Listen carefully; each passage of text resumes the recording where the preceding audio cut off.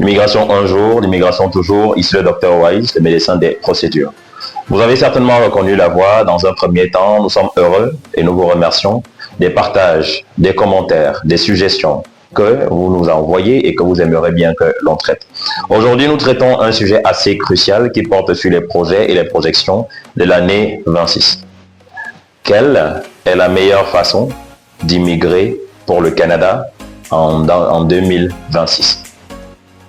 Avant de répondre à cette question, nous vous invitons déjà, une fois de plus, à vous abonner, de commenter et de liker.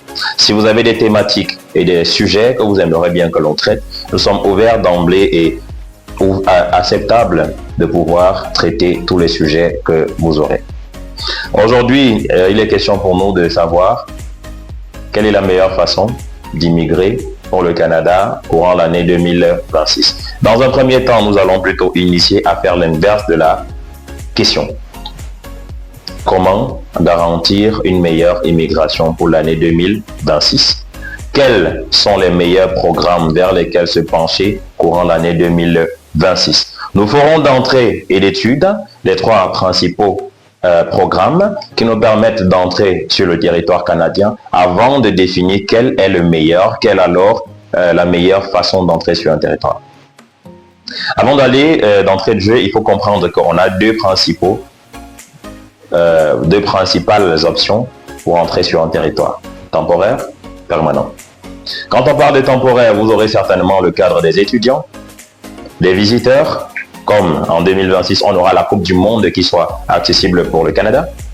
Troisième point, on a des contrats de travail ou encore des travailleurs temporaires, ceux qui vont sur le territoire avec un objectif principal, aller faire une raison principale après avoir accompli ce pourquoi nous sommes partis et nous est obligatoire de rentrer sur le territoire auquel nous appartenons et dans lequel nous sommes autochtones.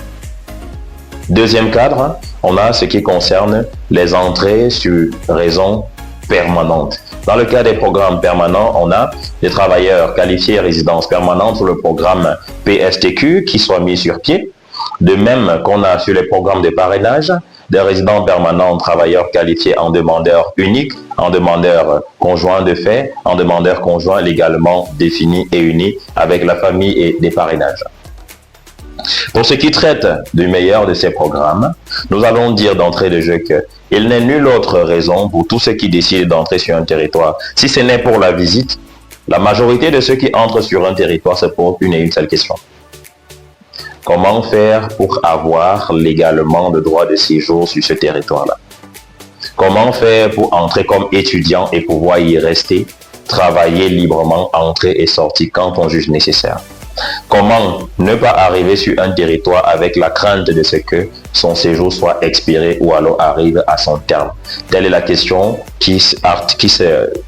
telle est la question véritable qui se hisse autour de notre problématique sur la meilleure façon d'immigrer au Canada en 2026. Nous dirons donc que la meilleure façon d'entrer sur le territoire canadien ou alors la meilleure manière d'être sur un territoire, c'est d'abord d'entrer légalement, mais aussi d'avoir toute la documentation et tous les papiers au titre de pouvoir jouir des mêmes droits et prérogatives qui sont orientés pour ceux-là qui sont des autochtones sur le territoire.